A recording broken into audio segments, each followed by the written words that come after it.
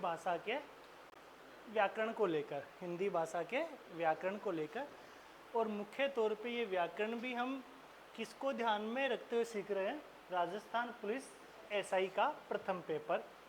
और यदि हमने राजस्थान पुलिस एसआई यानी आरपीएससी द्वारा जो निर्धारित है, राजस्थान पुलिस एसआई का जो पेपर होगा उसमें प्रश्न कितने होंगे? 100 और अंक कितने? 200।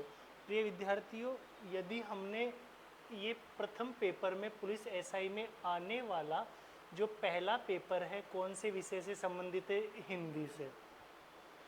ये अच्छे से हमने सीख लिया है तो इसके अंतर्गत एक भी बिंदु ऐसा नहीं छोड़ा गया जो हिंदी व्याकरण में शामिल हो और इस पाठ्यक्रम में शामिल ना किया गया हो। तो अब आप अनुमान लगा सकते हैं कि इसके हिंदी व्याकरण के अंतर्गत या हिंदी सिलेबस वाली अन्य जो भी परीक्षाएं है, प्रतियोगी परीक्षाएं, जैसे एग्रीकल्चर सुपरवाइज़र की बात हो या सीईटी की बात हो, सीईटी में दोनों हम ले सकते हैं, +2 भी और ग्रेजुएशन लेवल भी ले सकते हैं। और यहाँ जो अधीनस्थ बोर्ड वाली जितनी भी परीक्षाएं होती है जिनमें हिंदी का पाठ्यक्रम है तो यहीं से वो बिंदु शामिल हो जाएंगे। लेकिन हम मुख्य तौर से राजस्थान पुलिस के प्रथम पेपर की बातें कर रहे हैं जहाँ प्रश्न बनने वाले हैं कितने? 100 और अंक कितने दिलाएंगे? 200। किससे? हिंदी भाषा के व्याकरण से। सबसे पहले हमने हिंदी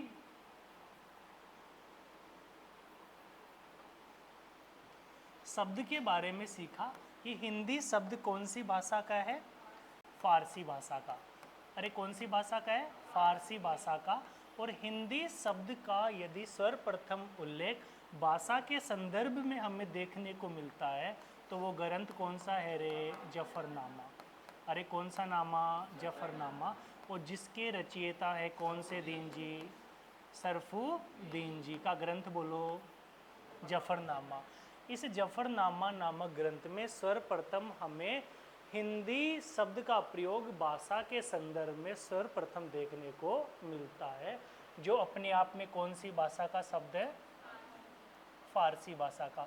फिर इसके बाद में प्रिय विद्यार्थियों हमने हिंदी भाषा की उत्पत्ति के बारे में जिक्र किया था कि मूल रूप से या हिंदी की जननी की यदि हम बात करें तो कौन सी थी? संस्कृत। अरे कौन सी थी? संस्कृत। फिर इसके प्राचीन काल में 2 रूप थे, एक का नाम रखा हमने कौन सी संस्कृत? अरे कौन सी संस्कृत? और एक का नाम बोलो लौकिक।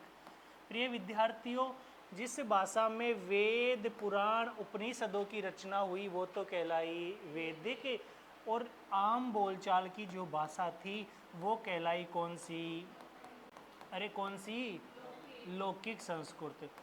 फिर प्रिय विद्यार्थियों ये भी माना जाता है कि अपने हिंदू धर्म के जो धार्मिक ग्रंथ है रामायण और महाभारत, इनकी रचना भी कौन सी संस्कृत में हुई है? लौकिक संस्कृत में। फिर धीरे धीरे समय बदलता गया और जैसे जैसे समय परिवर्तित होता गया और एक नई भाषा का विकास हुआ और वो भाषा थी हमारी कौन सी? पाली, जो सर्वाधिक प्रभावित करने वाली थी कौन से धर्म को?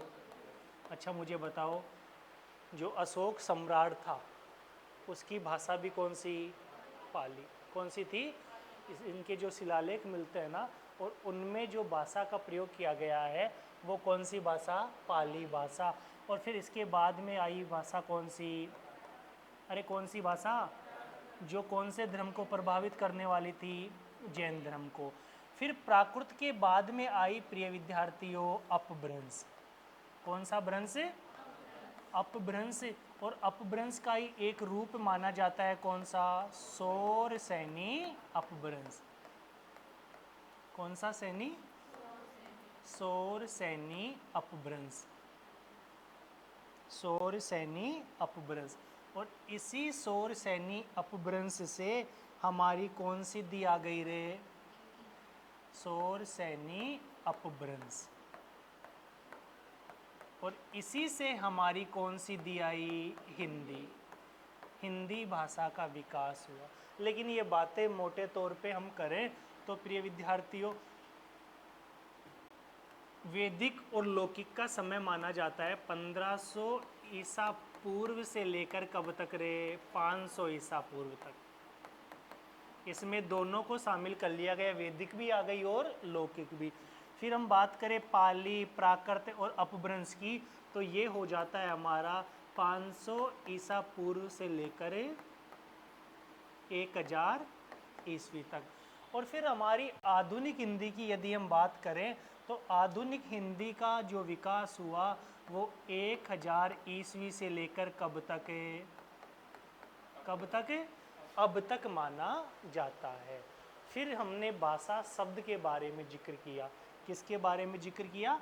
भाषा शब्द के बारे में।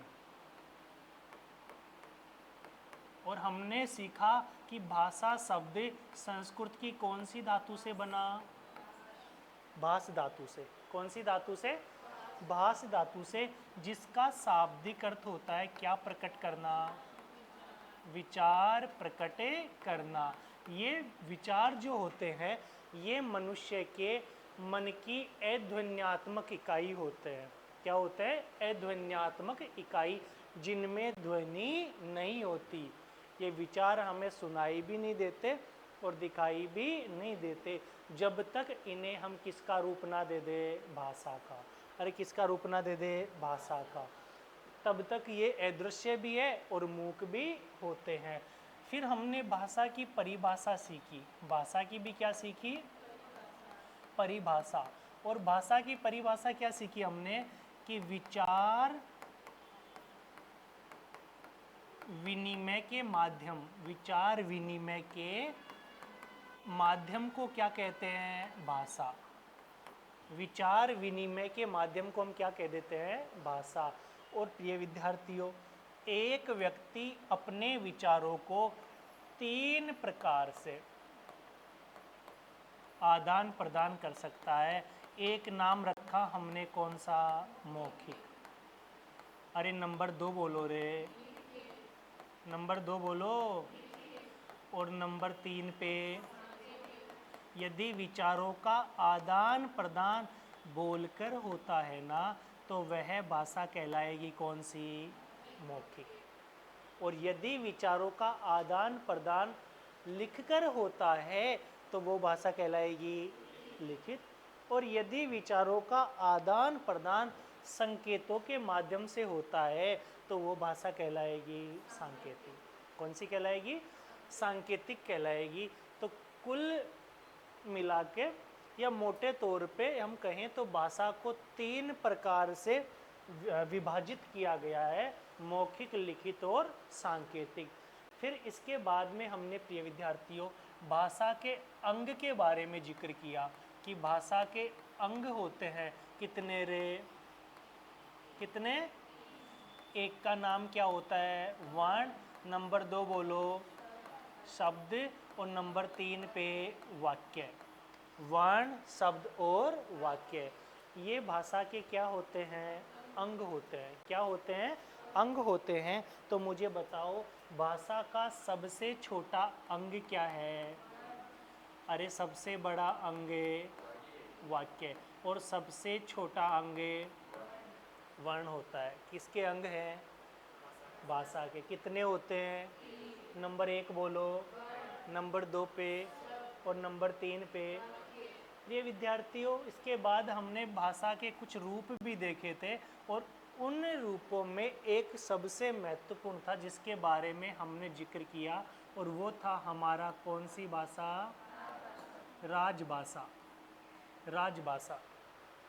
मातृभाषा कोई मायने नहीं रखती, मायने तो रखती है लेकिन परीक्षा की दृष्टि से या पेपर में प्रश्न की बात करें तो वहाँ प्रश्न बनने की कोई संभावना नहीं होती है। यदि प्रश्न की बात करें तो राजभाषा से प्रश्न हमारे बन सकते हैं। तो राजभाषा कौन सी हो गई? हिंदी। अरे कौन सी हो गई? ये राजभाषा हमारी है हिंदी। और इस राजभाषा को या हिंदी को राजभाषा का यदि दर्जा मिला है तो ये दर्जा कब मिला? कब मिला रे? 14 सितंबर, बोलो बोलो, 1949 को हिंदी को किसका दर्जा मिला? राजभाषा का। इसीलिए प्रत्येक वर्ष 14 सितंबर को हिंदी दिवस मनाया जाता है, राष्ट्रीय हिंदी दिवस। और विश्व हिंदी दिवस की बात करें तो 10 जनवरी को। उस दिन क्या था, 10 जनवरी 1975 को हिंदी का पहला विश्व सम्मेलन हुआ था, इसलिए तो विश्व हिंदी दिवस मनाते हैं। और इसको राजभाषा का दर्जा मिला 14 सितंबर को, इसलिए प्रत्येक वर्ष 14 सितंबर को राष्ट्रीय हिंदी दिवस मनाया जाता है। प्रिय विद्यार्थियों, राष्ट्रभाषा का संविधान में उल्लेख होना जरूरी होता है, राजभाषा का संविधान में उल्लेख होना भी जरूरी होता है। हमारे संविधान के अनुच्छेद की बात करें ना, हाँ, तो कहाँ से कहाँ तक है, 343 से 351 तक राजभाषा हिंदी का क्या किया गया है, उल्लेख किया गया है। एक भाषाओं से संबंधित अनुसूची भी चलती है, कौन सी है वो, 8वीं। अरे कौन सी सूची, 8वीं। इस 8वीं अनुसूची में कुल 22 भाषाओं को शामिल किया गया है, जिनमें से एक हमारी कौन सी है, हिंदी। अरे कौन सी दी, हिंदी। प्रिय विद्यार्थियों, संविधान में भाग भी चलते हैं, तो भाग 17 की यदि हम बात करते हैं तो वो राजभाषा हिंदी से संबंधित है। कौन सा भाग, 17।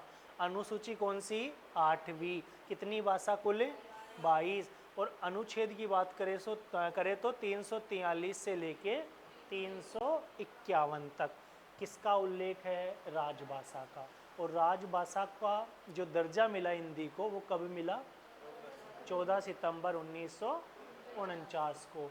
तो पहला हिंदी दिवस, पहला हिंदी दिवस कब मनाया गया, हाँ, 14 सितंबर 1953 को पहला हिंदी दिवस मनाया गया था।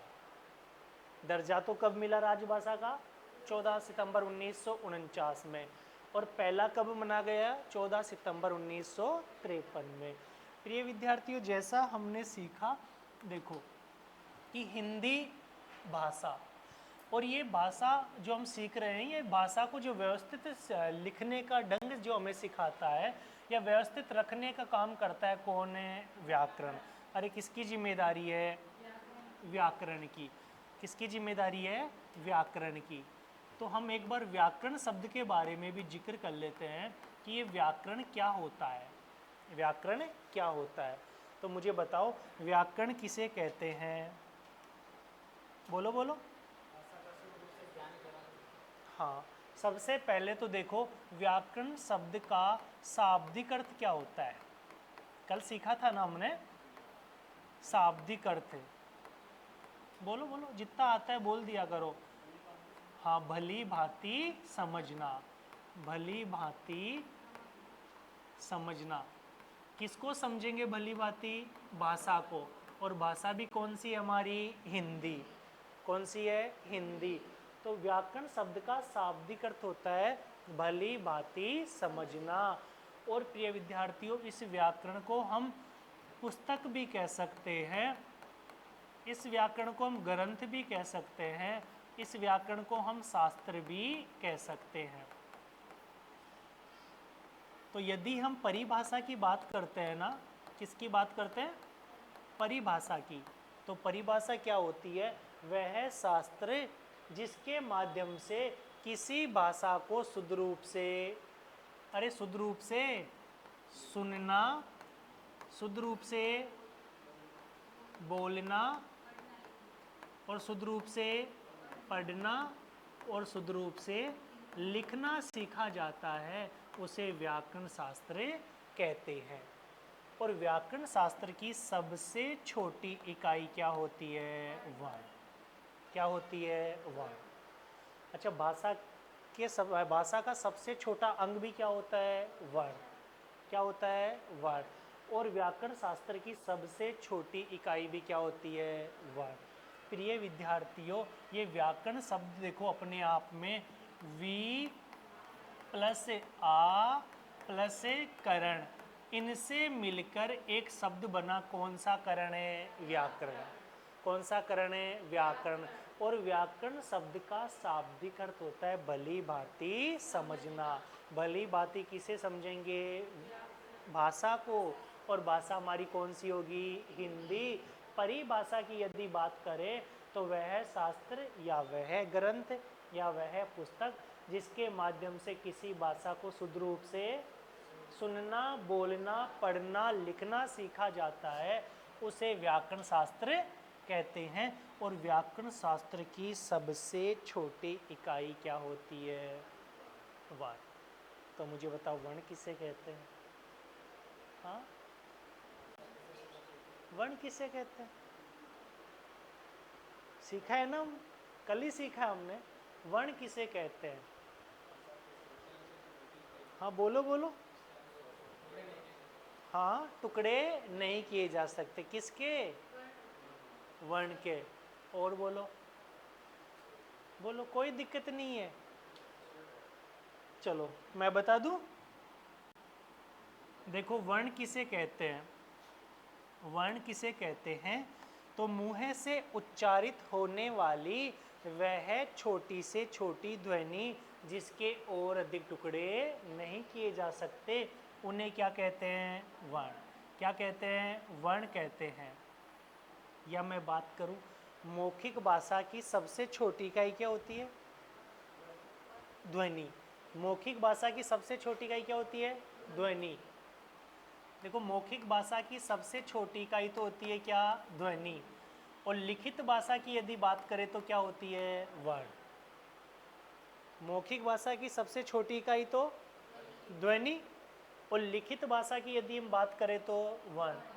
तो ऐसे भी हम परिभाषा बना सकते हैं कि मौखिक भाषा की सबसे छोटी इकाई ध्वनि का लिखित रूप क्या कहलाता है? वर्ण कहलाता है। या मुंह से उच्चारित होने वाली वह छोटी से छोटी ध्वनि जिसके और अधिक टुकड़े नहीं किए जा सकते, उन्हें हम वर्ण कहते हैं। फिर वर्णों को दो भागों में विभाजित किया जाता है। कितने भागों में? दो भागों में। एक का नाम क्या रखा? हाँ देखो, ये दो भाग हो गए, एक तो स्वर और एक व्यंजन। स्वर और व्यंजन। हम थोड़ा नेक्स्ट पेज पे कर लेते हैं। व्याकरण शास्त्र की सबसे छोटी इकाई क्या निकल के आई? वर्ण। अरे क्या निकल के आई? वर्ण। फिर वर्णों को हमने कितने भागों में विभाजित किया? दो भागों में। एक का नाम बोलो रे, स्वर। नंबर दो बोलो। अरे नंबर दो बोलो। तो मुझे बताओ प्रिय विद्यार्थियों, स्वर किसे कहते हैं? स्वतंत्र रूप से उच्चारित होने वाले वर्णों को क्या कहते हैं? स्वर कहते हैं। और हिंदी भाषा में स्वरों की संख्या कितनी कितनी होती है? 11। और प्रिय विद्यार्थियों, संस्कृत भाषा मानती है कितना? 13, जिन्हें क्या कहते हैं? अच। क्या कहते हैं? अच कहते हैं। कितना खुशी मिलती है ना, अच। स्वर और एक अच। मज़ेदार थी संस्कृत भाषा। लेकिन क्या ये जो संस्कृत के विद्वान थे ना, मतलब जो एक तरह से पंडित विद्वान शास्त्री हुआ करते थे, उनके समझ में थी, आम बोलचाल की भाषा नहीं थी। तभी तो वैदिक की अपेक्षा ज़्यादा रुझान किधर गया? लौकिक की तरफ। क्यों? क्योंकि वैदिक की अपेक्षा लौकिक संस्कृत क्या थी? सरल थी। क्या थी? सरल। तो स्वर तो कितने हो गए? 11। और अच कितने हो गए? 13। तो मुझे बताओ 11 स्वर कौन कौन से रे? ए, आ, ई, ऊ, री, ए, आई, ओ, और बोलो औ। कितने हो गए? 11। औ को दो बार लिख दिया, एक को हटा देंगे, एक को हटा देते हैं। ये मात्रा लग गई कितनी? 2। अरे लगानी कितनी थी? 1। और लग गई कितनी? 2। तभी तो हिंदी भाषा सरल भाषा नहीं है। एक मात्रा भी इधर से उधर हो गई ना, तो अर्थ का ही क्या कर देती है, अनर्थ। क्या कर देती है, अनर्थ, है ना, कर देती है ना। अंग्रेजी में तो चल जाता है काम, अंग्रेजी में तो एक डिजिट कैपिटल लिखो और फिर ऐसे कर दो, ये लो, सामने वाला भी देखे कि ये तो मामला संगीन है। और ये भूत कब सवार होता है, ये परीक्षार्थियों के भी ऊपर भूत सवार होता है, डॉक्टर वाली राइटिंग का। जब हम कॉलेज वाला एग्ज़ाम देते ना, और लास्ट 15 मिनट से फिर ये लैंग्वेज आ जाती है, आती है कि नहीं आती पेज भरने में। अरे ग्रेजुएशन वाले एग्ज़ाम देते हैं, कॉलेज वाले एग्ज़ाम देते हैं, तो उनमें फिर डॉक्टर वाली राइटिंग का भूत सवार हो जाता है। अंतिम समय की बातें कर रहा हूँ। तो हिंदी में स्वरों की संख्या कितनी, 11। और कौन कौन सी हो गई 11, उच्चारण कर लो एक बार। ए, पी, उ, री, ए, आई, ओ, औ।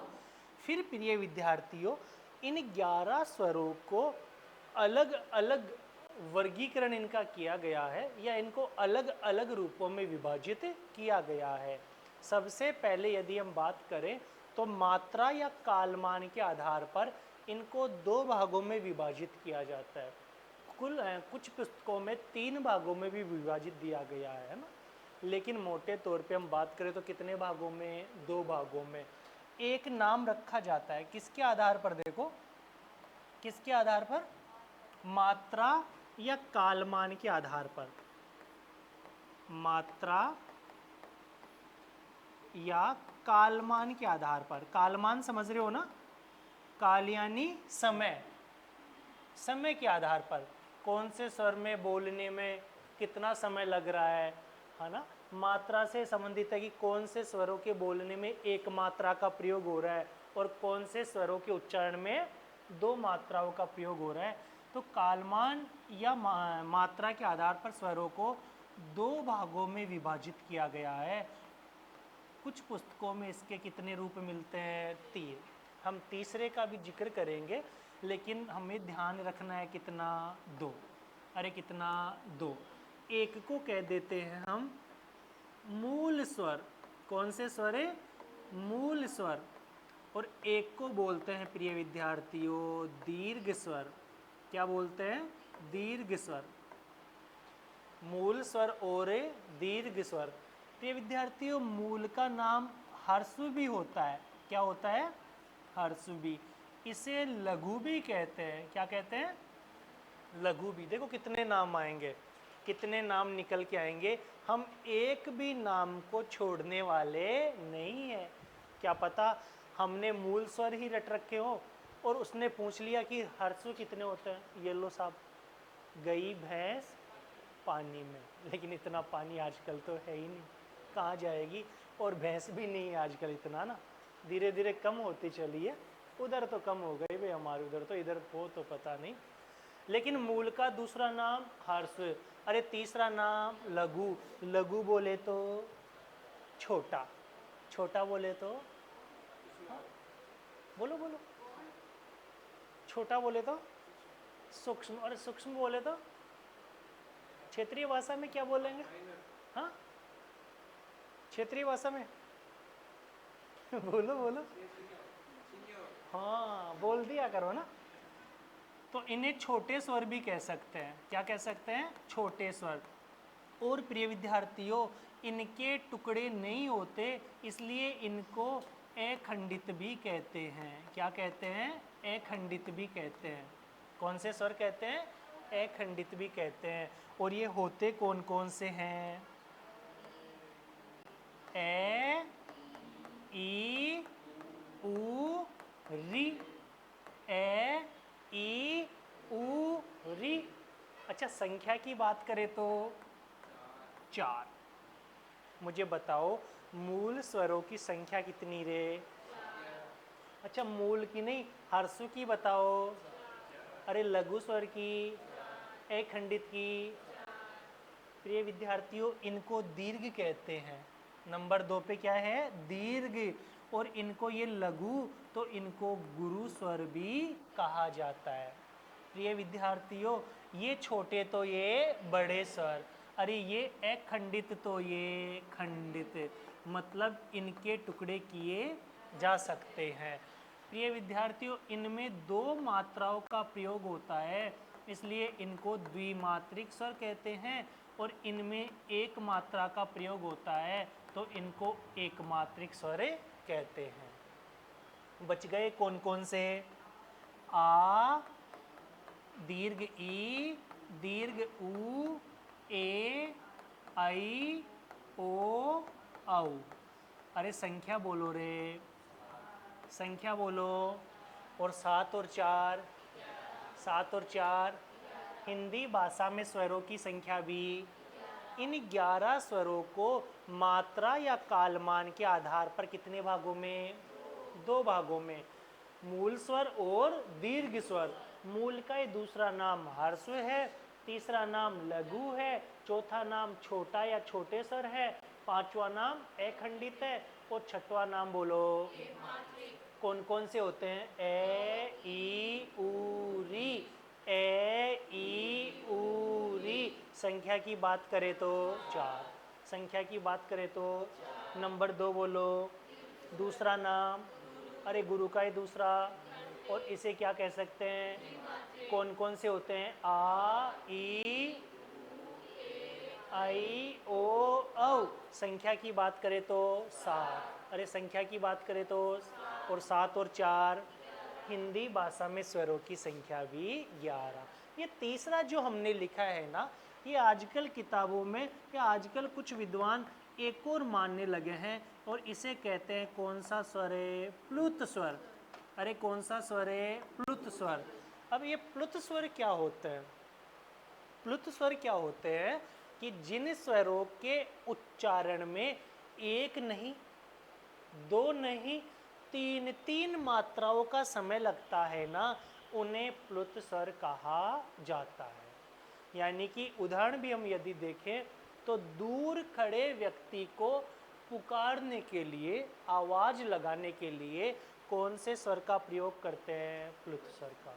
जैसे मानो आप यहाँ खड़े हैं और आपके पहचान वाला आगे वहीं दूर जा रहा है, उसको आवाज लगानी है, बोलना है, तो क्या बोलोगे? हाँ,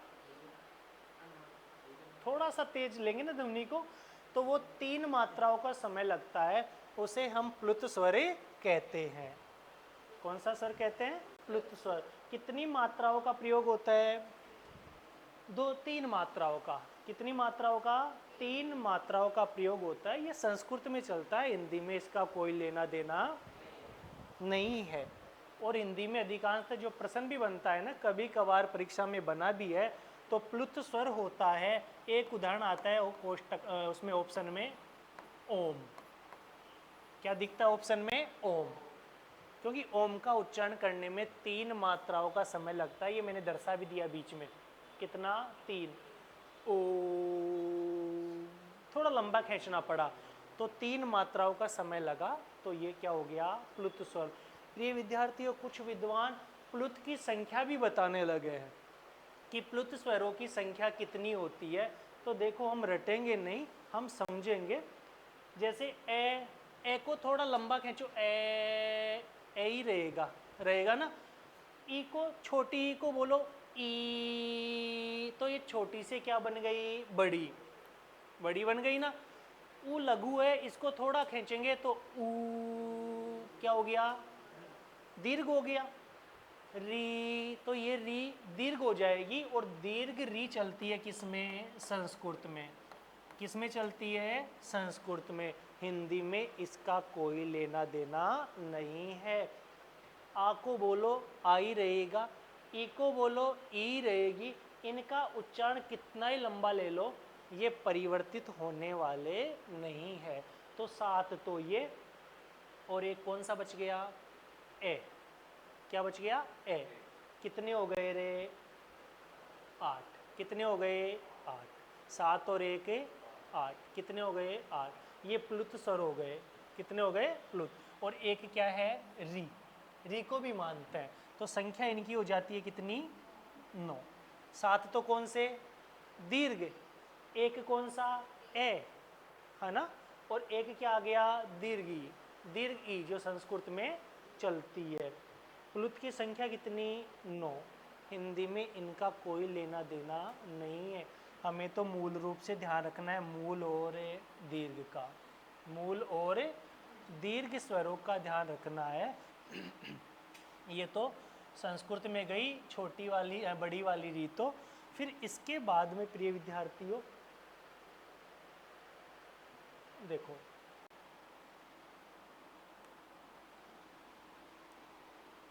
एक बार यहीं से फिर से देखते हैं। मैंने दीर्घ लिखा है, कितने होते हैं संख्या में? 7 होते हैं। और मूल स्वर कितने होते हैं? 4 होते हैं, ए ई उ री। और दीर्घ की बात करें तो आ ई उ ए आई ओ औ। इन 4 स्वरों को है ना, इन चार को संयुक्त स्वर भी कहते हैं। कौन से स्वर कहते हैं? संयुक्त स्वर। इन 4 स्वरों को संयुक्त स्वर भी कहते हैं क्योंकि इनका निर्माण 2 स्वरों से मिलकर हुआ है। ए और ई के मिलने से क्या बना? ए। ए और ए के मिलने से आई। ए और ऊ के मिलने से ओ। ए और ओ के मिलने से औ बना है। सीधा सीधा परीक्षा में प्रश्न आ जाता है कि ओ का निर्माण हुआ है या ओ किससे मिलकर बना है, तो ए और ऊ से। किससे मिलकर बना है? ए और ऊ से। ये मैं लिखवा दूंगा आपको, अच्छे से नोट्स बनाएंगे, बहुत तरीके से नोट्स बनाएंगे। ऐसे नोट्स बनाएंगे कि आसानी से हमें समझने में इसका परेशानी का सामना ना करना पड़े। पूरे सिलेबस को देखते हुए, पूरे सिलेबस को देखते हुए, जैसे ये आरपीएससी द्वारा निर्धारित पाठ्यक्रम है, कौन सी भाषा का है? हिंदी भाषा का। कौन सा पेपर है ये? प्रथम। अरे कितने प्रश्न बनेंगे? 100। कितने अंक दिलाएंगे? 200। ये पाठ्यक्रम में ये बिंदु शामिल किए गए हैं, ये सबके पास होना चाहिए। और जैसे जैसे हमारा बिंदु होता जाता है उस पे आप पेन से क्या करते चलेंगे? टिक। एक भी बिंदु हम नहीं छोड़ने वाले, और छोड़ने ही वाले नहीं हैं, उसमें घास भी नहीं काटेंगे। जब तक आपके समझ में नहीं आएगा ना, तो हम आगे नहीं बढ़ेंगे। और समझाने के लिए हम प्रिय विद्यार्थियों एक नहीं 2 नुस्खे अपनाएंगे। अरे किताबी नुस्खा और देसी नुस्खा। हो सकता है किसी विद्यार्थी को किताबी ना समझ में आए, समझाने का प्रयास तो हम पूरा करेंगे, लेकिन मानो बाई चांस परीक्षा कक्ष में और उसके किताबी परिभाषा दिमाग से निकल गया, मतलब नुस्खा दिमाग से निकल गया, तो वहाँ क्या पता उनके दिमाग में देसी नुस्खा काम कर दे और हमारा प्रश्न क्या हो जाए? सही। क्या हो जाए प्रिय विद्यार्थियों? सही। तो ये पाठ्यक्रम भी हमारे पास होना चाहिए, ये भी आपको प्रोवाइड करवा देंगे। कल से सबके हाथ में ये भी होना चाहिए। हो गया क्या प्रोवाइड? अरे हो गया ना? हाँ, इसमें एक भी बिंदु हम नहीं छोड़ेंगे। देखो इसमें शब्द रचना है जिसमें संधि, संधि विच्छेद, समास और उपसर्ग शामिल किए गए हैं। एक बार मैं बोल रहा हूँ, आप नजरें घुमाते जाना, सिलेबस पे नजरें घुमानी है ना, इधर उधर नहीं घुमानी। शब्द प्रकार देखो, तत्सम, अर्ध तत्सम, तद्भव, देशज और विदेशज। किसी के पास नहीं है क्या? हाँ दे दो आप मुझे, दे दो। और किसके पास नहीं है? और सबके पास है? ठीक है। देखो इसमें लिखा है पेपर प्रथम, कौन सी भाषा? हिंदी भाषा। शब्द रचना जिसमें क्या दिया गया है? रे संधि और संधि विच्छेद। फिर बोलो समास, फिर बोलो, और फिर क्या है? प्रत्यय। शब्द प्रकार में दिया गया है तत्सम, अर्ध तत्सम, तद्भव, देशज और विदेशज। फिर संज्ञा, सर्वनाम, विशेषण और कौन है? क्रिया। क्रिया के बाद में बोलो अव्यय। अव्यय में कौन कौन शामिल है? क्रिया विशेषण, संबंध सूचक अव्यय और विस्मयादि बोधक अव्यय, और अंत में कौन है? निपात। फिर शब्द ज्ञान में देखो कौन सा वाची? अरे कौन सा शब्द? विलोम शब्द। शब्द युग्म, शब्द युग्म का एक नाम होता है समश्रुति भिन्नार्थक शब्द। ये सुनाई तो एक जैसे देते हैं लेकिन अर्थ की दृष्टि से क्या होते हैं? भिन्न होते हैं, तो इन्हें समश्रुति भिन्नार्थक शब्द भी कहते हैं। फिर वाक्यांश के लिए एक शब्द, फिर उसके बाद में ये समश्रुत भिन्नार्थक शब्द भी लिख दिया इन्होंने। समानार्थी शब्दों का विवेक, विवेक बोले तो ज्ञान, समानार्थिक शब्दों का भी ज्ञान करवाएंगे। उपयुक्त शब्द चयन और शब्दवाची शब्दावली, फिर शब्द शुद्धि आ गई, फिर व्याकरण की कोटियाँ जिसमें परसर्ग, लिंग, वचन, पुरुष, काल ओरे वृत्ति, पक्ष ओरे वाच्य, फिर कौन सी रचना, वाक्य रचना, फिर कौन सी शुद्धि, फिर विराम चिन्हों का प्रयोग, फिर लोकोक्ति और मुहावरे और पाराभाषिक शब्दावली जिसमें प्रशासनिक भी है और विधिक यानी विशेषता भी दिया गया है। नीचे देखो 100 प्रश्न है, कितने घंटे में करना, 2 घंटों में करना है। कितने नंबर दिला देंगे, 200 नंबर। तो हमारा तो यही होगा कि एक भी प्रश्न गलत नहीं होना चाहिए, गलत नहीं होना चाहिए। जितने भी आपके आसपास में या परिचित विद्यार्थी है उनको भी जल्दी से जल्दी सूचित कर दो कि तिलक कोचिंग संस्थान कौन सी सिटी, मेड़ता सिटी, कौन सी नगरी, मीरा नगरी में हिंदी विषय की आरपीएससी द्वारा निर्धारित पुलिस एसआई का प्रथम पेपर के लिए हिंदी की विशेष कक्षाएं सुरूप से क्या है, सुरूप से क्या है, स्वचालित है ना, सुरूप से स्वचालित है। और ये कक्षाएं हमारी प्रत्येक सोमवार से लेकर शुक्रवार तक चल रही है, जिसमें शनिवार को क्या होता है, टेस्ट होगा, शनिवार को टेस्ट होगा और फिर अगले जो मंडे को हम बातें करेंगे तो उसमें टेस्ट का भी क्या होता है, क्या होता है, व्याख्यान होता है। और उसके बाद में फिर से हमारी कक्षाएं निरंतर की जाती है, मात्र ये कितने रुपए में, 1550 रुपये में। कितने पदों पे आई है भर्ती, 1015 पदों पे। ये 1550 कोई मायने नहीं रखते जब हमारे कंधे पे कितने सितारे लगेंगे, 2 सितारे। कितने सितारे, 2 सितारे। प्रिय विद्यार्थियों, कंधे पे लगते हैं या सर पे लगते हैं, ये तो पता है ना, कहाँ पे लगते हैं, कंधे पे लगते हैं। हाँ, सितारे कहाँ लगते हैं, कंधे पे लगते हैं। तो जितने भी अपने सहपाठी है या हमारे पास मोबाइल में जो भी एक एजुकेशन स्टडी ग्रुप जितने भी हैं, जितने भी ग्रुप आपके फ़ोन में स्टडी ग्रुप होने चाहिए, उनमें आप ये जो कंप्लेंट जारी है या जो नोटिफिकेशन बताया गया है कोचिंग द्वारा, ये उसको फॉरवर्ड करेंगे और उनको सूचित करेंगे। एक बार कक्षा में उपस्थित करवाने की जिम्मेदारी किसकी, आपकी। फिर यहाँ उनको समझाने का प्रयास और उनके 100 में से अधिक प्रश्न सही करवाने की जिम्मेदारी किसकी। जहाँ तक हमारा अनुभव कहता है ना, एक भी प्रश्न गलत होने वाला नहीं है। अरे कौन सी विषय में, कौन सी विषय में, हिंदी विषय में। हम बातें कर रहे थे स्वरों को लेकर, किसको लेकर, स्वरों को लेकर। मात्रा या कालमान के आधार पर कितने भागों में, 2 भागों में, मूल स्वर और, अरे मूल और दीर्घ। इसके बाद में देखो प्रिय विद्यार्थियों, इन स्वरों को ओष्ठों की गोलाई के आधार पर, ओष्ठों की गोलाई के आधार पर, ओष्ठों की गोलाई के आधार पर के आधार पर कितने भागों में, 2 भागों में विभाजित किया जाता है। कितने भागों में, किसके आधार पर वर्गीकरण कर रहे हैं, ओष्ठों की गोलाई के आधार पर। अरे कितने होते हैं, कितने होते हैं, 2। एक का नाम वृत्ताकार और नंबर 2 बोलो अवृत्ताकार।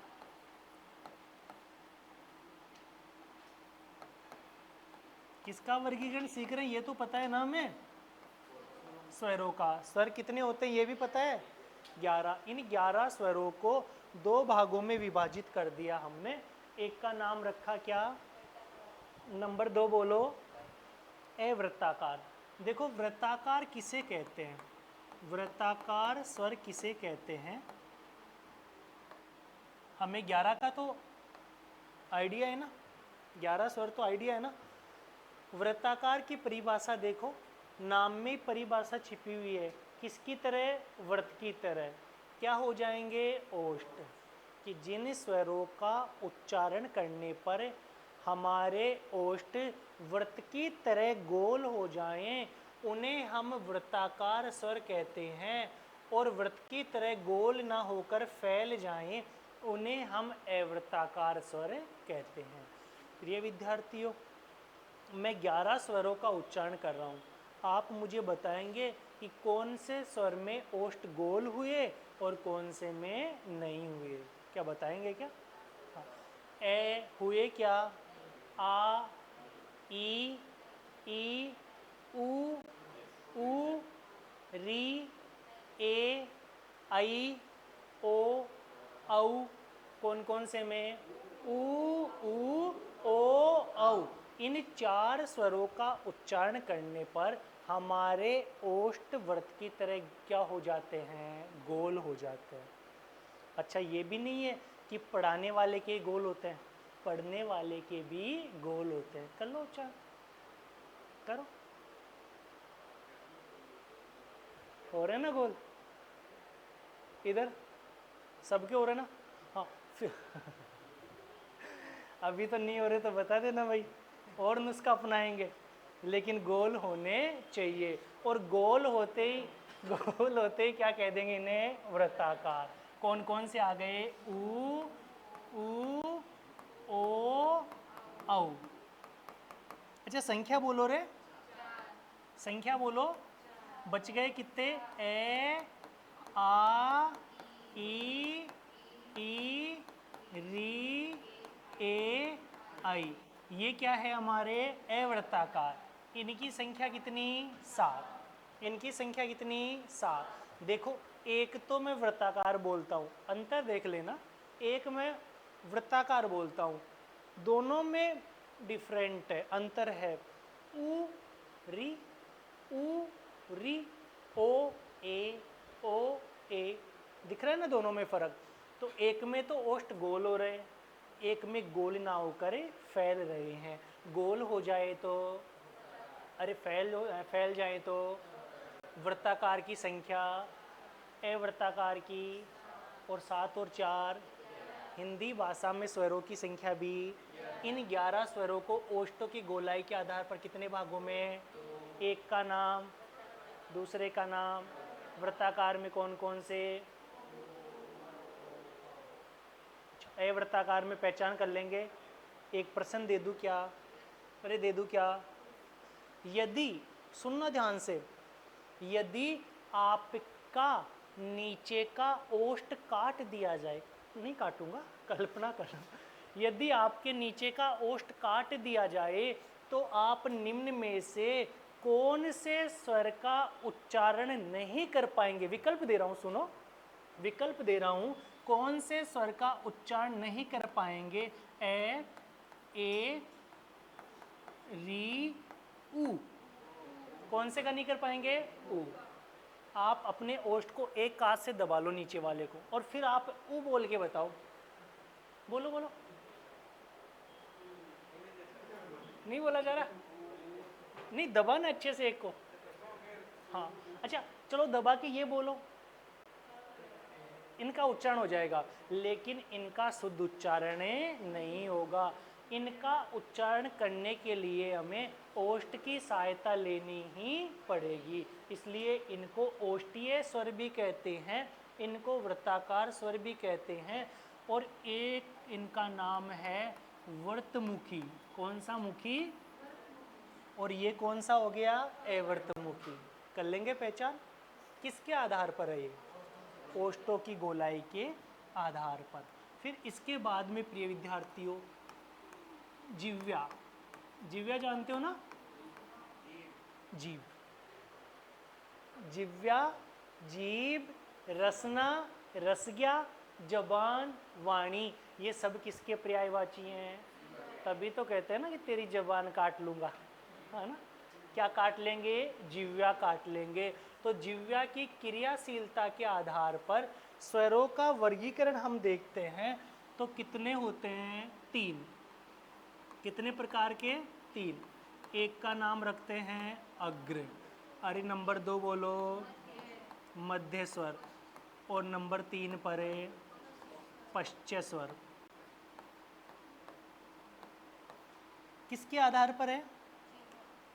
जिह्वा की क्रियाशीलता के आधार पर, जिह्वा की क्रियाशीलता के आधार पर। कितने हो गए? 3। अग्र, मध्य, पश्च।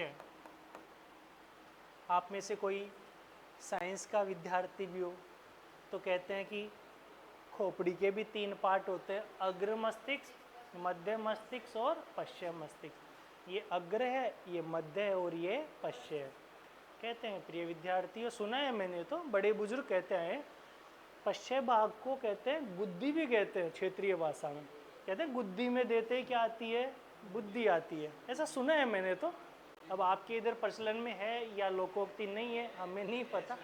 हाँ, फिर भी अगर नहीं समझे तो ये अग्रभाग होता है ना, यहाँ से कहते हैं सोचने समझने की क्षमता यहीं से होती है और यहाँ से ज्ञान का प्रवेश होता है। ये बड़े बुजुर्ग जो कह गए ना, ये गलत नहीं कह के गए हैं, इन्होंने भी अनुभव किया है तब जाके अपने वचन प्रकट किए हैं और आज इनके वचन कारगर भी सिद्ध हो रहे हैं। तो यहाँ अग्र पाठ में तो सोचने समझने की क्षमता होती है, यहाँ से ज्ञान का प्रवेश होता है। छोटा सा उदाहरण है, फौजियों को देखे होंगे आप, आर्मी के जवान कैप रखते हैं ना, तो आगे वाला पार्ट तो थोड़ा निकला हुआ होता है कैप का ताकि ये ठंडा रहे, पीछे वो बाल भी छोटे रखते हैं और पीछे वाला कैप का पार्ट भी यहीं तक होता है ना। तो कहते हैं कि ये वाला पार्ट वो छाँव की वजह से ठंडा रहे, गर्म नहीं रहे। यहाँ गर्म होना चाहिए जहाँ से बुद्धि का क्या होता है? प्रवेश होता है। लेकिन आजकल के युवा शक्ति नौजवान देखो कैप को उल्टा लगाते हैं, जिस पार्ट को ठंडा होना चाहिए वो तो गर्म पड़ा है और जिसको गर्म होना चाहिए वो ठंडा पड़ा है। तभी तो उनके फैसले क्या हो रहे हैं? नाकाम हो रहे हैं ना। तो अग्र, मध्य और पश्च किसके आधार पर है? देखो अग्र की परिभाषा क्या होती है कि जिन स्वरों का उच्चारण करने पर जिह्वा का अग्र बोले तो आगे वाला भाग सक्रिय क्रियाशील होता है, उन्हें हम कहते हैं क्या? अग्र। और इसमें होते हैं कौन कौन से? ई, ऊ, ई, ए, आई, रीस। ई, ए, आई, री। ई, ए, आई, री। प्रिय विद्यार्थियों, अगर बीच वाला भाग मध्य भाग सक्रिय रहे तो मध्य स्वर, और इसमें कौन सा आता है? अकेला ए। कौन सा आता है? ए। और यदि पश्च बोले तो पीछे वाला भाग सक्रिय रहे जिह्वा का, उन्हें पश्च स्वर कहते हैं। बच गए कौन कौन से? आ, ऊ, ओ, और बोलो आओ। तो मुझे बताओ पश्च की संख्या कितनी? अरे अग्र की बोलो। अरे अग्र की क्या? अग्र की 5 और मध्य की कितनी? 1। अच्छा 5 और 1 6 और 6 और 5 11। 6 और 5 11। हिंदी भाषा में स्वरों की संख्या भी, इन 11 स्वरों को जिह्वा की क्रियाशीलता के आधार पर कितने भागों में? अग्र, मध्य और। अरे अग्र, मध्य और। जिह्वा का अग्र भाग सक्रिय हो तो और मध्य भाग सक्रिय हो तो और पश्चिम भाग सक्रिय हो तो अग्र में कौन कौन से? ई, ए, आई, री। मध्य में बोलो, पश्चिम में बोलो आ, ऊ, ओ, औ। कर लेंगे क्या पहचान? कर लेंगे ना? अच्छा आप में से ऐसा विद्यार्थी जो पहचान नहीं कर सकता अभी भी? सभी कर लेंगे? हाँ सभी तरीके से नोट्स बनवा देंगे, तरीके से लिखवाऊंगा एक एक बात। अभी तो समझने के लिए कुछ अपन थोड़ी बहुत इधर उधर की बातें भी काम में ले रहे हैं ना, सहायक क्रिया हेल्पिंग वर्ब जिन्हें कहते हैं, लिखवाएंगे उन्हीं बातों को जो इम्पोर्टेंट है। वैसे तो मैं पूरा जो लिखवा रहा हूँ बोर्ड पे भी समझा रहा हूँ, वो पूरा ही हमारा क्या है? महत्वपूर्ण है। महत्वपूर्ण नहीं, अति महत्वपूर्ण है। और यही फिर हम नोटबुक में भी नोट डाउन कर लेंगे। तो एक बार लायो क्या नोटबुक सभी? अरे लाया है ना? लिख लो फ्रंट पे, डेस्कटॉप पे लिख लो हिंदी भाषा का व्याकरण। इधर लिख लो अंक 100, सॉरी प्रश्न 100 अंक 200 लिख लो। थोड़ा सा लिखवा भी देते हैं ना।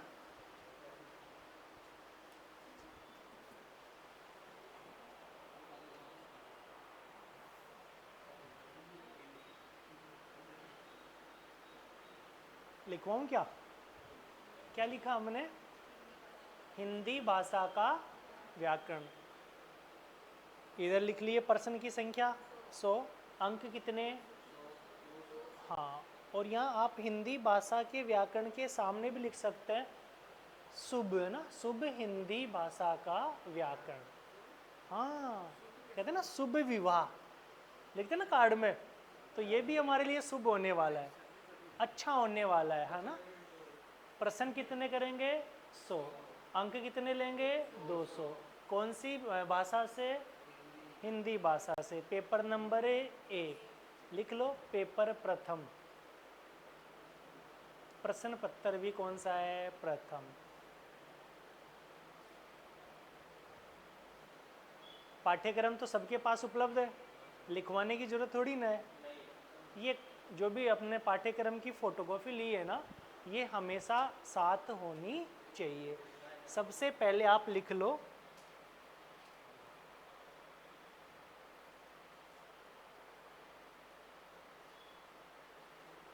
पहली पंक्ति से। पहली पंक्ति जानते हो ना? पंक्ति, लाइन, कतार, है ना, पंगत, पंगत भी बोलते हैं इसको। तो पहली लाइन से लिख लो हिंदी शब्द फारसी भाषा का शब्द है। हिंदी शब्द फारसी भाषा का शब्द है। कौन सी भाषा का है? फारसी भाषा का। लिखा है सबने? फारसी बोले तो पारसी, और पारसी बोले तो ईरानी। तीनों ध्यान रखना है, चाहो तो आप कोष्टक में लिख सकते हो ईरानी और पारसी भी। फिर पंक्ति नंबर 2 सेकंड लाइन में लिखेंगे। देखो इसमें कुछ विद्यार्थी जैसे लिखने से पहले स्टार दे रहे होंगे, कोई दिक्कत नहीं है। नहीं गुरुजी मैं तो ऐसे लिखता हूँ, नहीं मैं तो हमेशा से ऐसे लिखते आया हूँ, समझ में आना चाहिए। दूसरी लाइन में लिखो भाषा के संदर्भ में, भाषा के संदर्भ में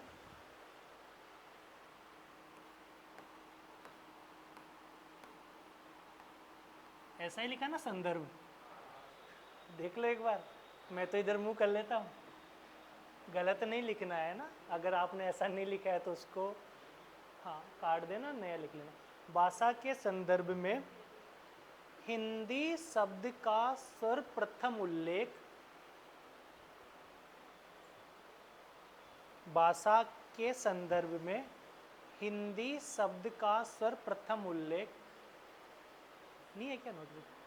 ले लो, इनसे ले लो या तो, ठीक है। भाषा के संदर्भ में हिंदी शब्द का सर्वप्रथम उल्लेख सरफुद्दीन जी द्वारा लिखित, हाँ जी भी लगाओ भाई, महान है, जिन्होंने ग्रंथ लिख दिया महान है साहब। सरफुद्दीन जी द्वारा लिखित जफरनामा नामक ग्रंथ में भाषा के संदर्भ में हिंदी शब्द का सर्वप्रथम उल्लेख सरफुद्दीन जी द्वारा लिखित जफरनामा नामक ग्रंथ में किया गया है, देखने को मिलता है। उल्लेख किया गया है ना, ऐसे लिख दो, जफरनामा नामक ग्रंथ में किया गया है। यहाँ तक सबने लिखा है ना? यहाँ तक लिखा है ना सबने? प्रिय विद्यार्थियों फिर आप लिख लो हिंदी भाषा का नई पंक्ति में लिखना है ना। हिंदी भाषा का विकास सौर सैनी अपभ्रंश से हुआ है। हिंदी भाषा का विकास सौर सैनी अपभ्रंश से हुआ है। कौन से अपभ्रंश से? और नोट लगा के लिख लो छोटी सी लाइन। हिंदी भाषा की जननी योजक चिन्ह, देखो ऐसे योजक चिन्ह जानते हो ना, ये वाला हिंदी भाषा की जननी, फिर ये योजक चिन्ह और लिख दो क्या है? संस्कृत। लिखा है यहाँ तक सबने? यहाँ तक सबने लिखा है ना? चाहो तो एक बार ये ऐसे कैसे उतार सकते हो, उतार ही लो, ठीक रहेगा ना। बड़े तरीके से लिखना है। संस्कृत, फिर दो रूप वैदिक लौकिक, समय दर्शा दो और वहाँ हिंदी का विकास कर दो।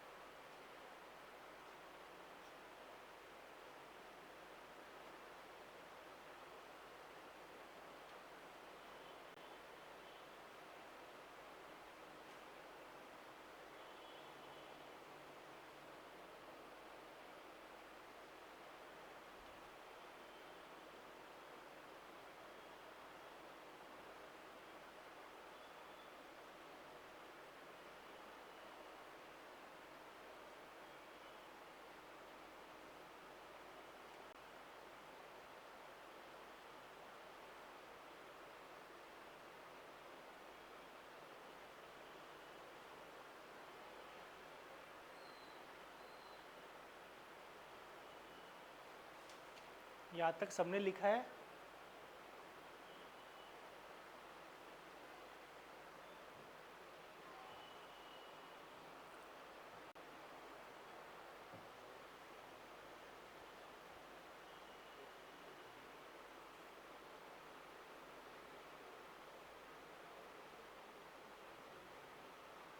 ये आप समझ तो जाएंगे ना, आम बोलचाल की भाषा थी है ना। वो भी दर्शा देना रामायण और महाभारत की रचना हुई है। उधर वेद पुराण उपनिषद लिख दो कि उनकी रचना हुई है।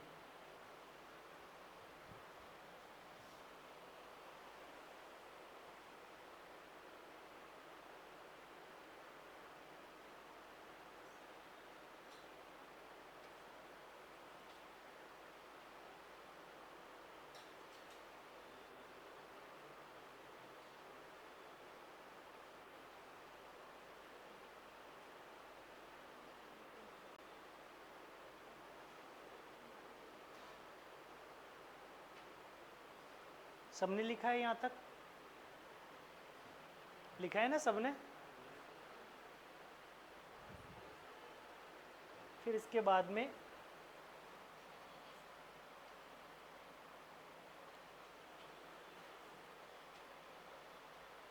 भाषा अलग से लिख लो। भाषा क्या लिखेंगे अलग से? भाषा। सबने लिखा है? फिर पहली पंक्ति से लिखना प्रारंभ करेंगे फिर से। और पहली लाइन में लिखो भाषा शब्द संस्कृत की भास धातु से बना है। देख लेना ना, भाषा शब्द संस्कृत की भास धातु से बना है, जिसका शाब्दिक अर्थ, भाषा शब्द संस्कृत की भास धातु से बना है, जिसका शाब्दिक अर्थ विचार प्रकट करना होता है। जिसका शाब्दिक अर्थ विचार प्रकट करना होता है। लिखा है यहाँ तक सब ना? फिर लिख लो परिभाषा, अलग से लिख लो परिभाषा, और ये योजक चिन्ह होता है ऐसा, और यदि इसके पीछे ऐसे दो बिंदु लगा देना तो इसको विवरण चिन्ह कहते हैं। कौन सा चिन्ह कहते हैं? विवरण चिन्ह। तो हम परिभाषा का विवरण दे दें तो विवरण चिन्ह का प्रयोग कर दो। तो फिर किया है सबने? लिखो भाषा की भी परिभाषा, लिखो विचार विनिमय के माध्यम को, विचार विनिमय के माध्यम को भाषा कहते हैं। विचार विनिमय के माध्यम को भाषा कहते हैं। सबने लिखा? विचार विनिमय के माध्यम को भाषा कहते हैं। विनिमय का मतलब है आदान और प्रदान, लेना और देना, आयात और निर्यात, आना और जाना, है ना? ग्रहण और त्याग, है ना? तो विचार विनिमय के माध्यम को क्या कहते हैं? भाषा। अर्थार्थ कहते हैं से आगे लिखो अर्थार्थ। अर्थार्थ एक व्यक्ति अपने विचारों को, अर्थात एक व्यक्ति अपने विचारों को दूसरे व्यक्ति तक, अर्थात एक व्यक्ति अपने विचारों को दूसरे व्यक्ति तक जिस माध्यम से पहुंचाता है, जिस माध्यम से पहुंचाता है उसे भाषा कहते हैं, उसे भाषा कहते हैं। भाषा के 3 प्रकार होते हैं। भाषा के 3 प्रकार होते हैं। पहले तो ऐसे लिख लो मौखिक, लिखित, सांकेतिक, फिर एक एक का अलग से विवरण दे देंगे ना।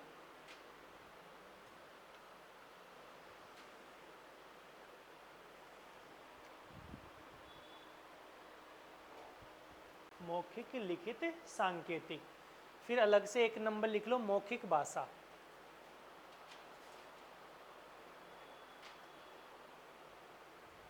लिखा है सबने? अलग से क्या लिखा है हमने? मौखिक भाषा। और इसमें लिखना है, मौखिक में विवरण देंगे। अरे बोलूं क्या? यदि विचारों का आदान प्रदान, यदि विचारों का आदान प्रदान बोलकर होता है, यदि विचारों का आदान प्रदान बोलकर होता है तो उसे मौखिक भाषा कहते हैं। यदि विचारों का आदान प्रदान बोलकर होता है तो उसे मौखिक भाषा कहते हैं।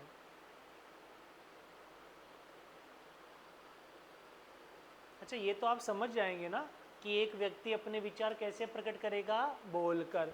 सामने वाला ग्रहण कैसे करेगा? सुनकर। वो भाषा कौन सी हो जाएगी? मौखिक भाषा। लिख लो जैसे, उदाहरण लिख लो एक लाइन छोड़ के। जैसे टेलीफोन पर बातें करना। अगर आपको टेलीफोन शब्द थोड़ा अटपटा लग रहा है तो मोबाइल लिख देना। टेलीफोन पर बातें करना। नंबर 2 उदाहरण लिख लो, रेडियो से समाचार सुनना।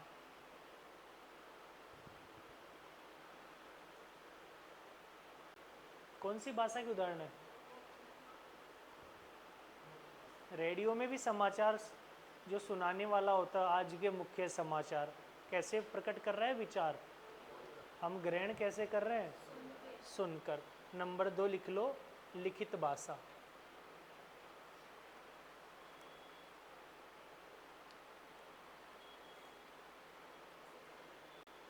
और इसमें लिख लो, यदि विचारों का आदान प्रदान, यदि विचारों का आदान प्रदान लिखकर होता है, यदि विचारों का आदान प्रदान लिखकर होता है तो उसे लिखित भाषा कहते हैं।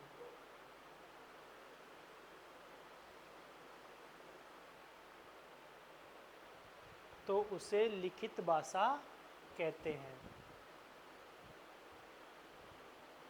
लिखा है ना यहाँ तक सबने? और यदि हम बात करें तो एक व्यक्ति अपने विचारों को कैसे प्रकट करेगा, लिखकर। सामने वाला ग्रहण कैसे करेगा, पढ़कर। जैसे में लिख लो उदाहरण, जैसे पत्र लेखन,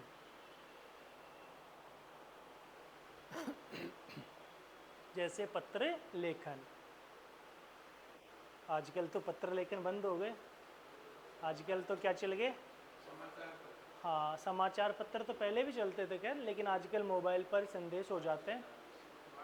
पहले अपने जो भी विचार थे वो पत्र लेखन के माध्यम से होते थे। ये भी सुना है हमने कि पक्षियों के माध्यम से भी पत्र पहुंचा दिए जाते थे, लेकिन उस समय प्रिय विद्यार्थियों सतयुग था, कलयुग नहीं था। जानवरों पे भी, पक्षियों पे भी विश्वास था। हमने बहुत सी फिल्में आपने भी देखी होगी, पुरानी फिल्में, जिनमें पशु पक्षी एक इंसान नहीं करता ऐसा कर्तव्य वो निभा रहे हैं, एक दायित्व वो निभा रहे हैं पुरानी फिल्मों में। नई फिल्मों में तो मानव भी दानव बनता जा रहा है ना। तो पहले कबूतर पे भी विश्वास था, उसको भी पत्र लेखन के लिए डाकिया का जिम्मेदारी दी जाती थी। और सुना भी होगा, कबूतर जा जा जा, पहले प्यार की पहली चिट्ठी साजन को दे आ आ आ। और यदि आजकल किसी महानुभाव को ये जिम्मेदारी दे देना तो वहाँ पे नंबर उसके काट देगा, खुद के नोट करेगा और चुपके से पकड़ा के आ जाएगा ना। विश्वास नहीं है, कलयुग नहीं सतयुग, सतयुग नहीं कलयुग है। तो यहाँ पशु पक्षी तो दूर की बात, मानव पे भी विश्वास नहीं है। और सच में मानव की मानवता भी आजकल समाप्त होती जा रही है। क्यों? क्योंकि मानव धीरे धीरे नास्तिक बनता जा रहा है। आस्तिक तो है नहीं, धीरे धीरे नास्तिक बनता जा रहा है। और नास्तिक क्यों बन रहा है? क्योंकि उसकी संगति ऐसी होने लगी है। कहते हैं संगति का असर पड़ता है। जाकी रही भावना जैसी, प्रभु मूरत देखी बिन तैसी। जिनका जैसा भाव होता है ना, वैसे ही प्रभु उसकी मूरत, वैसे उसके आचरण, वैसे उसके लिए मित्र वो पहले से ही तैयार कर देते हैं। ये आपने भी नोटिस किया होगा। आप केवल अपने साथ में पढ़ाई से संबंधित बातें करने वाले ही मित्रता रखो तो आपको हमेशा फिर वैसे ही संगत, पढ़ाई से संबंधित ही बातें होगी। किसी की संगत मानो दूसरी हो गई, उसके विचार जहन में वैसे ही आएंगे, अरे यहाँ तक सपने भी वैसे ही आएंगे, होता है ना ऐसा। तो जाकी रही भावना जैसी, प्रभु मूरत देखी बिन तैसी। लिखो सांकेतिक भाषा।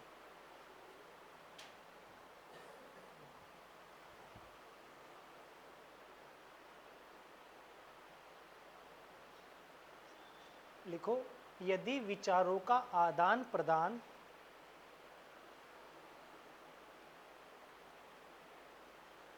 संकेतों के माध्यम से होता है, यदि विचारों का आदान प्रदान संकेतों के माध्यम से होता है तो उसे सांकेतिक भाषा कहते हैं। उसे सांकेतिक भाषा कहते हैं। जैसे ट्रैफिक पुलिस के इशारे,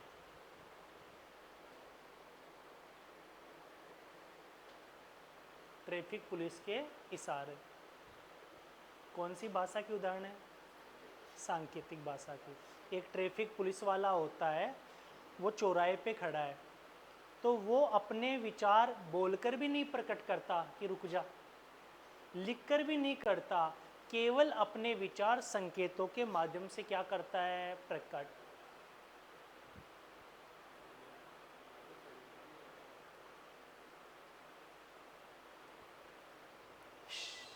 बजाता ना सीटी, संकेतों के माध्यम से। एक महानुभाव को रोजगार नहीं मिल रहा था सरकारी, काफ़ी परेशान हो गया, और साथियों एज की भी जो उम्र सीमा थी वो भी लगभग पूरी होने को चली थी। तो जब ऐसी स्थिति होती है ना तो इंसान का माइंड डिस्टर्ब हो ही जाता है। उससे कम पढ़ने वालों का नंबर आ गया, और जो अच्छे से मेहनत कर रहा था उसका बेचारे का नंबर नहीं आया। तो किसी ने क्या कहा, किसी ने क्या सलाह दी, और एक ने कह दिया कि तू तेरी एक बार देखी हस्तरेखा तो दिखा, तेरे भाग्य में राजगाज है भी या नहीं। तो वो भी एक महानुभाव ज्योतिषी के पास पहुंच गए और बोले मेरी रेखा देखो। ज्योतिषी ने जैसे ही रेखा देखी और बोले और वो भी हाव भाव, उसके भी बेचारे के हार्ट बीट बढ़ गई, पता नहीं क्या मसला है। फिर दोबारा ज्योतिषी देखे ऐसे, और तेरी किस्मत में तो आगे पीछे गाड़ियाँ घूमना लिखा है। इतना सुनते ही उसका और मनोबल बढ़ गया। जो मेहनत करता था पढ़ाई में वो भी डाउन पड़ गई दिनों दिन। और जैसे उसने परीक्षा दी कुछ समय बाद और उसका रिजल्ट आया, और रिजल्ट आते उसको नौकरी मिली, और जैसे ही नौकरी करते करते 1-2 साल का समय गुजरा, और वो ज्योतिषी एक दिन उनके सामने से गुजरे, और वो ज्योतिषी के जाके पैर पकड़ लिया कि आपने तो महाराज जी, आपने तो पंडित जी क्या कहा था कि तेरी किस्मत में तो आगे पीछे गाड़ी गाड़ी घूमना लिखा है। मैं तो चौराहे पे खड़ा होकर सीटी बजा रहा हूँ ट्रैफिक पुलिस में। अरे तो बावड़े आगे पीछे नहीं घूम रही क्या, इधर की रोक रहा है इधर की निकाल रहा है, इधर की रोक रहा है इधर की निकाल रहा है, घूम रही है ना। पहन लिया करो का ताज तो डरना ही क्या, कर लिया संकल्प तो झुकनाई क्या, मेहनत से सवारो जिंदगी अरे ए दोस्तों, इन हाथों की लकीरों में रखा ही क्या। सांकेतिक भाषा में लिख लो नंबर 2 उदाहरण। क्रिकेट में एम्पायर के इशारे, क्रिकेट में एम्पायर के इशारे। एम्पायर भी अपने इशारे संकेतों के माध्यम से ही देता है ना। यहाँ तक लिखा है सबने। फिर लिख लो भाषा के रूप।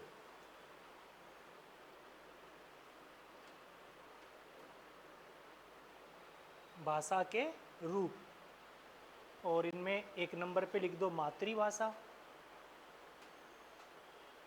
नंबर 2 पे लिख लो राष्ट्रभाषा,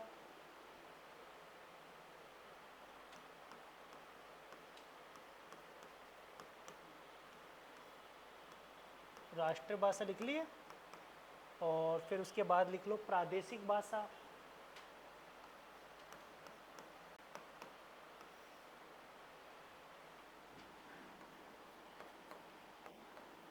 फिर लिख लो अंतर्राष्ट्रीय भाषा,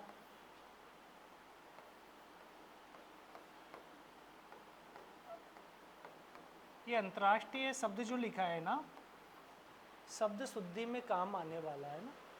देख लेना कैसे लिखा है मैंने, अंतर्राष्ट्रीय ना। ये भाषा के रूप है, भाषा के क्या है ये रूप है। मातृभाषा, राष्ट्रभाषा, प्रादेशिक भाषा, अंतर्राष्ट्रीय भाषा, और एक क्या होता है राजभाषा।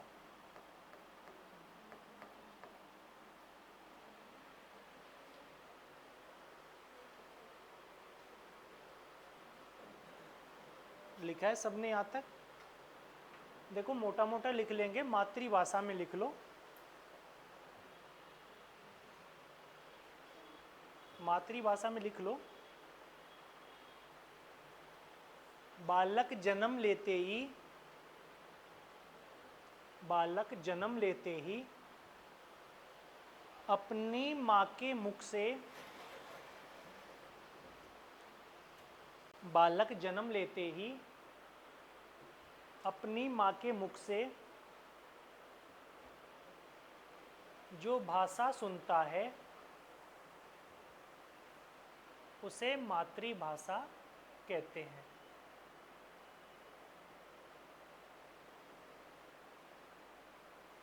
उसे मातृभाषा कहते हैं। नंबर 2 लिख लो, राष्ट्रभाषा।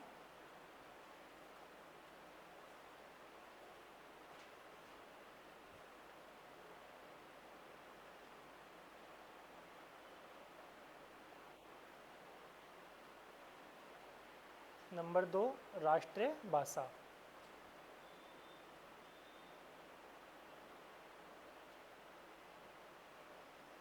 बोलूं क्या?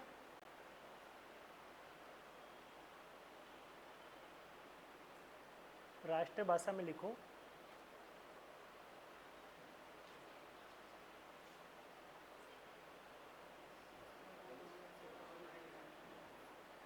मातृभाषा, फिर राष्ट्र में लिखो राष्ट्र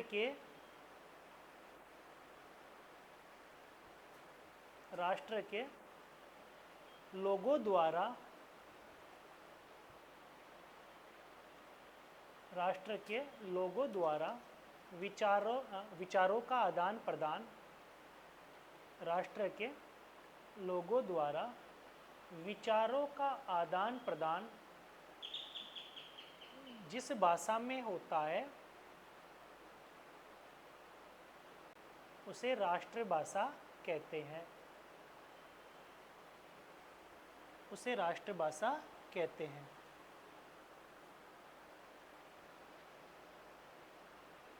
फिर लिख लो प्रादेशिक भाषा। अच्छा, राष्ट्रभाषा हमारी क्या है? राष्ट्रभाषा क्या है हमारी? हिंदी।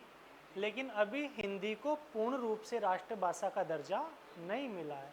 राष्ट्रभाषा से मतलब है कि अधिकांश लोगों द्वारा जो भाषा बोली जाए और जो भाषा समझी जाती है वो राष्ट्रभाषा का दर्जा हासिल कर सकती है। जब भी राष्ट्रभाषा को लेकर संसद में प्रस्ताव रखा जाता है तो उत्तर भारत वाले तो उसका समर्थन कर देते हैं, जबकि दक्षिण भारत वाले उसका विरोध करते हैं। हाँ, वो विरोध करते हैं और वो हिंदी के पक्ष में अपना समर्थन नहीं रखते हैं। इसलिए हिंदी अभी राष्ट्रभाषा पूर्ण रूप से नहीं बन पाई है, लेकिन आने वाले समय में हिंदी राष्ट्रभाषा का दर्जा हासिल कर लेगी भाई, कर लेगी।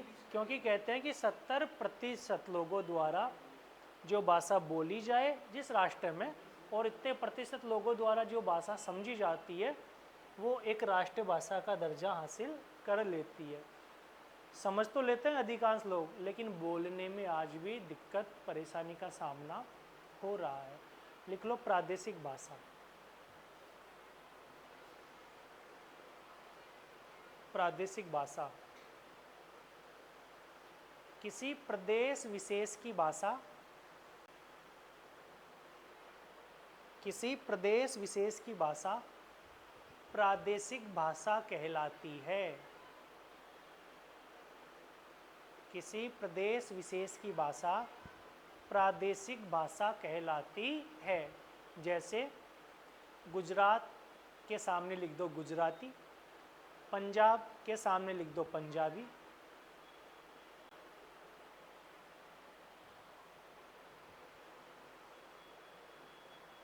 लिखा है ना यहाँ तक। फिर लिखो अंतर्राष्ट्रीय भाषा।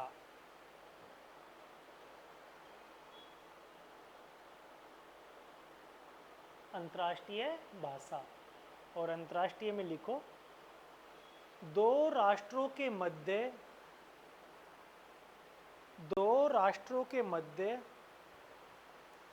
विचारों का आदान प्रदान जिस भाषा में होता है, दो राष्ट्रों के मध्य विचारों का आदान प्रदान जिस भाषा में होता है उसे अंतर्राष्ट्रीय भाषा कहते हैं। उसे अंतर्राष्ट्रीय भाषा कहते हैं। जैसे अंग्रेजी, कौन सी अंतर्राष्ट्रीय भाषा भारत की? कौन सी है? अंग्रेजी। फिर लिख लो अंतिम राजभाषा। अंतिम क्या है? राजभाषा। प्रिय विद्यार्थियों, राजभाषा के बारे में जिक्र हम अगले एपिसोड में करेंगे। यहाँ तक किसी विद्यार्थी के कुछ समझ में नहीं आया हो तो वो निसंकोच अपने प्रश्न रख सकता है, या हो सकता है कि उसको पढ़ाई से लेके, पाठ्यक्रम से लेके, या जो हमने समझाया है और उसके समझ में नहीं आया तो वो अपने जो भी भाव हैं वो निसंकोच प्रकट कर सकता है। अरे किसी को कुछ पूछना है क्या? पूछना है क्या? बाकी चर्चा करेंगे अगले एपिसोड में।